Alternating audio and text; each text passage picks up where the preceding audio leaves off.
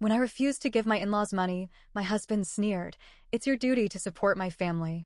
If you won't, I'll take everything you own." His father nodded and handed him a legal document. I chuckled and said, "You might want to read the fine print first." His hands shook as he realized what I had done. I met Jason, not his real name, when I was 27. He was 30, charming, funny, and made me feel like I was the most important person in the world. I was already a lawyer, building a career in Manhattan, and he worked in marketing. At first, I didn't mind that he made less than me.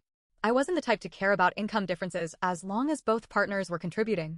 And for the first 2 years, he did. We split rent, we took turns paying for dinner, and everything felt balanced. But then things started to shift. Jason began making little comments. "I work so hard, but I barely make a dent compared to what you bring home. It must be nice to not have to stress about money like I do. Your job is so much more stable than mine. Marketing isn't as reliable, you know." At first, I reassured him, told him it didn't matter, that we were a team, that I chose to be with him because I loved him, not because of his paycheck. That was mistake number one. Because after that, Jason started testing the waters. It started small, asking me to cover rent when he was a little short. Then it was his car payment. Then it was quitting his job altogether because he wanted to find something that made him happy. I should have seen the red flags then. But I told myself he just needed time, that he'd figure it out. He never did. If Jason was bad with money, his parents were worse. Frank and Barbara were the kind of people who lived beyond their means, but never took responsibility for anything. They had zero savings, mountains of debt, and a sense of entitlement that could fill a stadium. The first time they asked for money, it was just a small loan. "We just need help covering some bills this month.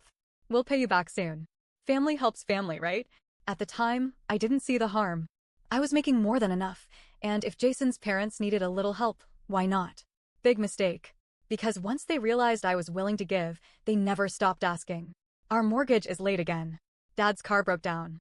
We need help with medical bills." And every time, Jason would push me. "Come on, babe. It's not a big deal. You won't even notice the money is gone. You know my parents don't have anyone else to help them." So I kept giving, and giving, and giving, until one day, I looked at my finances and realized something horrifying. I had given his family over $200,000 in less than 4 years. It happened on a Sunday. We were at Jason's parents' house for dinner, and everything was fine, until his mother suddenly turned to me and said, "We need $50,000. Just like that. No explanation. No sugarcoating. Just an expectation that I would hand over more money like I always did. I stared at her. "For what?" She waved a hand like it didn't matter. "An investment opportunity." Jason chimed in. "It's a business thing, babe. Just help them out." I looked around the table. They weren't even asking anymore. They were expecting it. That's when something in me snapped. No, silence. His mother frowned. His father scoffed. Jason gave me a look like I had just spit in his food. "Babe," Jason said slowly, "this is family. You can't just say no." "I just did," I said. "And I'm done." I stood up. Jason grabbed my wrist. "We need to talk. Now." Jason dragged me into his parents' home office and slammed the door. "What the hell was that?" he hissed. I said no, I repeated. "I've given your family enough. I'm not your personal ATM." His whole face changed. The loving husband I knew? Gone. In his place was someone cold. "You don't really have a choice," he said. I felt a chill go down my spine. "Excuse me?" Jason smirked. "If you won't help, I'll take everything you own." Before I could respond, his father walked in and slid a stack of papers across the desk. I picked them up. My stomach dropped. A divorce settlement agreement. And not just any agreement. One that would give Jason half of everything I owned. My house, my savings, my retirement fund. Everything. I looked up. Jason's parents were smiling.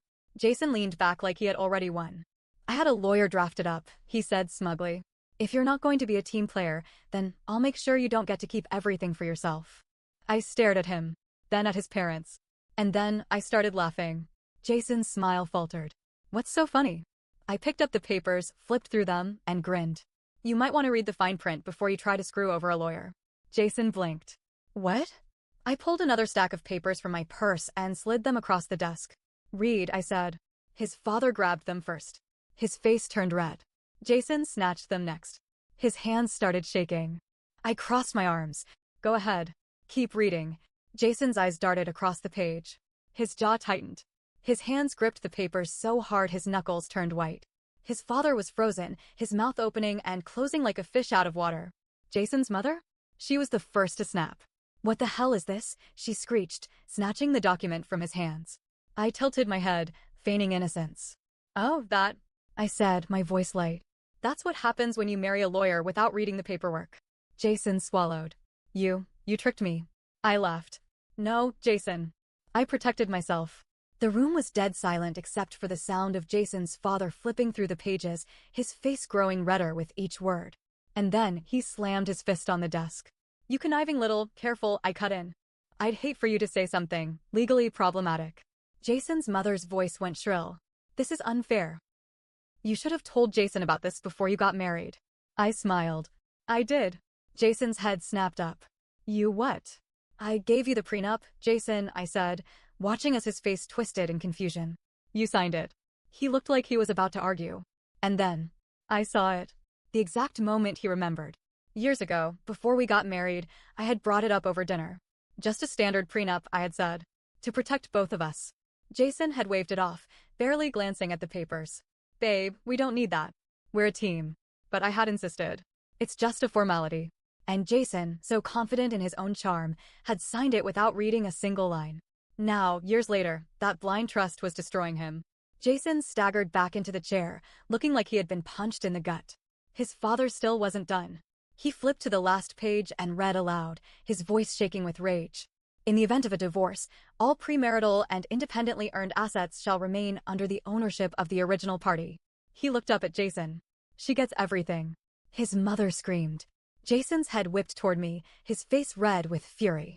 You really planned all this?" I shrugged. "I planned for the worst. You just became the worst."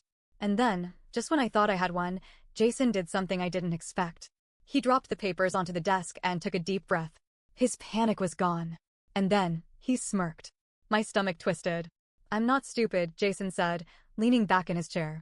"I knew you'd pull something like this." I narrowed my eyes. "What are you talking about?" Jason's father smirked, too. "You really think we'd walk into this without a plan?" I suddenly felt uneasy. Jason leaned forward, resting his elbows on his knees. "You've been so focused on keeping your money, you forgot one thing." His voice dropped into a mocking whisper. "You can't protect your reputation." I felt my pulse in my ears. "What?" Jason pulled out his phone, unlocked it, and turned the screen toward me. I froze. On the screen was an email draft, addressed to my law firm's ethics committee. I scanned the email. It was filled with lies. That I had coerced Jason into signing the prenup under duress. That I had hidden assets from him during our marriage. That I had used my legal connections to intimidate him. If sent, this could ruin my career. I met his gaze. "You wouldn't." Jason tilted his head. "Wouldn't I?" His mother beamed. His father chuckled. I realized, in that moment, that Jason wasn't just a coward. He was dangerous. He couldn't win legally, so now, he was trying to destroy me in every other way possible. And just like that, the game had changed. I knew what this meant. If that email got sent, my firm would have to investigate. Even if the accusations were false, even if I proved my innocence, it would still stain my name. I had less than 24 hours before Jason made his next move. And I had one chance to stop him. So I smiled, because Jason had no idea what was coming next. Jason was smiling. That smug, arrogant smirk that made my stomach turn. He thought he had me. The prenup had backed him into a corner, but now he had found another way to destroy me. The fake email accusing me of unethical legal practices sat open on his phone screen. His finger hovered just above the send button. He was daring me to stop him. I forced my expression to stay calm, but inside, my mind was racing. If Jason sent that email, my law firm would immediately launch an internal investigation. Even though I had done nothing wrong, just the whiff of misconduct could tank my career. I took a slow breath. He was bluffing. He had to be. Because if he wasn't, I needed a backup plan. I glanced at his parents. His father was watching me like a predator sizing up its next meal. His mother was practically vibrating with glee. They were enjoying this. They had planned this. That's when it clicked. This wasn't just Jason's idea. His parents were in on it, too. They wanted me gone. Because without me in the picture, Jason would get access to their real plan. I didn't know what it was yet, but I was going to find out. Before I could say anything, my phone vibrated in my pocket. I hesitated. Jason's smirk widened. "You better get that," he taunted. "Might be your boss calling to fire you already." I ignored him and pulled out my phone. My heart nearly stopped when I saw the name on the screen. Jason's side chick. I had discovered Melissa 6 months ago. Jason thought he was slick, but he was predictable. The late nights, the sudden work trips, the phone calls he always took in another room, classic cheating behavior. I never confronted him about her. Not because I was weak, but because I was waiting. Now, I had no idea why she was calling, but it had to be important. I answered. Melissa? Dead silence. Then, a shaky breath. I think you should know something, she whispered. Jason's smirk vanished. His mother frowned. Who is that? I ignored her. Melissa? What's wrong? Another shaky breath. I think I made a mistake, she stammered. Jason told me we were gonna have a life together, that you were gonna be out of the picture soon. He said I'd never have to worry about money again. That we'd have a house. That, she choked on a sob. But I just found out something. I think they're planning to leave the country. My entire body went cold. What? I whispered. Jason's father's expression flickered. His mother shifted uncomfortably. Melissa kept talking, her voice rapid and terrified. I overheard them, Jason and his parents. They said that once you were out of the way, they'd take everything and leave before the courts could do anything. They already bought the plane tickets. Oh, my God. Jason's mother's hand shot out, trying to snatch my phone. I dodged her. Melissa, when are they leaving? She hesitated. Then, quietly, tomorrow. I looked up slowly, locking eyes with Jason. His face was ashen. His father looked ready to kill someone. His mother's hands were shaking. So that was their plan. They weren't just trying to screw me over. They were going to take whatever money they could, flee the country, and leave me drowning in the legal mess they created. And if I had never gotten that call, I never would have known. Jason lunged for my phone. I was faster. I ended the call, shoved my phone into my pocket, and stepped back. Jason snapped. You're AF *ING BCH. Jason roared, knocking over the chair. You think you're so smart? His father grabbed his arm. Calm down. No. She ruined everything. Jason grabbed the papers off the table and threw them. I should have never married you. I should have, and then his mother broke. This is your fault, she screamed at Jason. You're the one who let her find out. Jason whirled on her. Me? This was your plan. Jason's father slammed his fist on the desk. Stop it, both of you. They were turning on each other. I should have been afraid. But I wasn't. I was winning. I straightened my shoulders.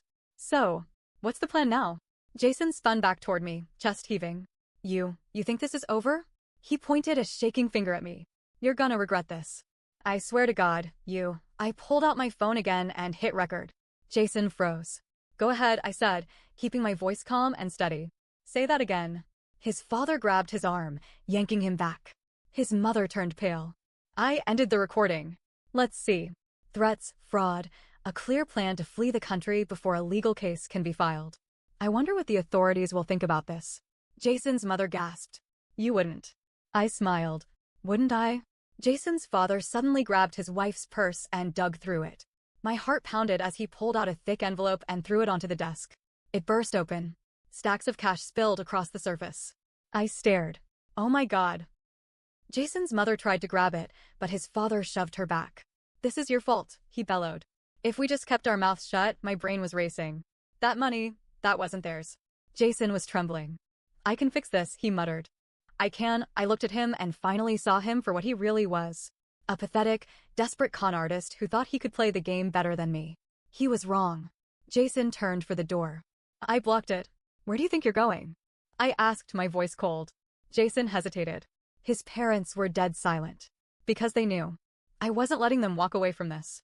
Jason's body was rigid. His father's chest rose and fell heavily. His mother clutched her pearls, eyes darting between me and the spilled cash on the table. No one spoke. For the first time in this entire nightmare, Jason looked truly afraid. And that's when I realized something. Jason wasn't scared of losing me. He wasn't even scared of losing the money. He was scared of the consequences. He knew I had the upper hand. He knew I had evidence, his threats, their plan to flee the country, and now, a giant stack of cash that they clearly weren't supposed to have. I took a step forward, my voice low and steady. Where did that money come from? Jason's father answered before Jason could. Don't answer that. I turned to him. Let me guess. It's not exactly legal, is it? Jason flinched. His mother let out a nervous laugh. Don't be ridiculous. It's just savings. I scoffed. Savings? From where? You don't work. Your husband hasn't worked in years. And Jason, I turned to him, voice sharp, hasn't earned an honest dollar since I met him. Jason's mother's face twisted in rage. You ungrateful little, enough, Jason's father snapped. He looked at me, then at Jason. She knows too much. Fix this. Jason swallowed hard. Dad, fix it. That was when Jason made his biggest mistake yet. Jason's gaze darted to the phone in my pocket. He lunged. I was ready. I sidestepped just as he reached for me, and his momentum sent him crashing into the table. The stack of cash scattered to the floor. His father cursed. His mother screamed. I yanked my phone out and hit dial.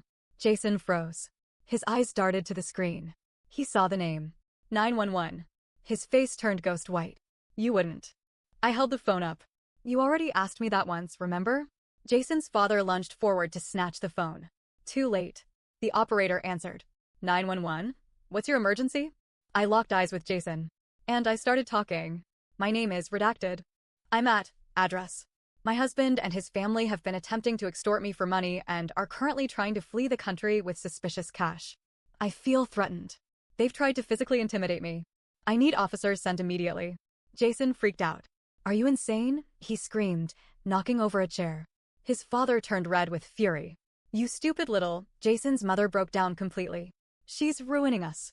The operator's voice was sharp and clear. Ma'am, are you in immediate danger? I looked at Jason, chest heaving, hands clenching and unclenching. I looked at his father, muttering curses under his breath, eyes darting toward the door like he was considering making a run for it. Then, I looked at Jason's mother, crying, clutching her pearls, her carefully constructed world crumbling around her. I took a deep breath. And I said, I will be if you don't get here soon. The operator didn't hesitate. Officers are on their way. Stay on the line. Jason's father's eyes widened. You called the cops? Jason's mother gasped. Oh my God, Frank, what do we do? Jason panicked. We need to leave. Now. I stepped in front of the door. You're not going anywhere. The police arrived 15 minutes later, but to Jason and his family, it must have felt like a lifetime. By then, Jason had completely unraveled. His mother was sobbing. His father was stone-faced, already trying to work out a legal loophole in his head. But Jason? He just stared at me. Like he was seeing me for the first time. Like he was finally realizing what he had done. But by then, it was too late. The officers walked in, took one look at the situation, the scattered money, the fear on my face, the rage on theirs, and immediately separated us. Jason's father tried to talk his way out of it. Big mistake. Because when one of the officers found the burner phone with bank account transfers leading offshore, it was game over. Jason's mother tried to play the victim. Didn't work. Because I had recordings. Jason? He just sat there, watching as his world burned to the ground. And the moment they cuffed him, he finally broke. You did this to me, he whispered, his voice shaking. I looked him dead in the eyes. No, Jason. I leaned in, lowering my voice to a whisper. You did this to yourself. Jason and his father were arrested for fraud, attempted extortion, and money laundering. Turns out, that mystery cash? They had been running a fake investment scheme, taking money from desperate people under the promise of a big return. And they planned to skip the country before it all collapsed. Jason's mother? She avoided jail time but lost everything. Their house, their social status, their money, it was all gone. And Jason? He tried to call me from jail. I never answered. Because by then, I was long gone. I sold the house, moved states, and built a new life for myself. No more leeches. No more lies. No more Jason. I used to think love meant sacrifice. That being in a marriage meant always having your partner's back, even when things got hard. But now? Now, I know better. Love doesn't mean being used. It doesn't mean being manipulated. And it sure as hell doesn't mean funding someone else's delusions while they plot to destroy you. Jason thought he could take everything from me. But in the end, I took everything from him. And I have zero regrets.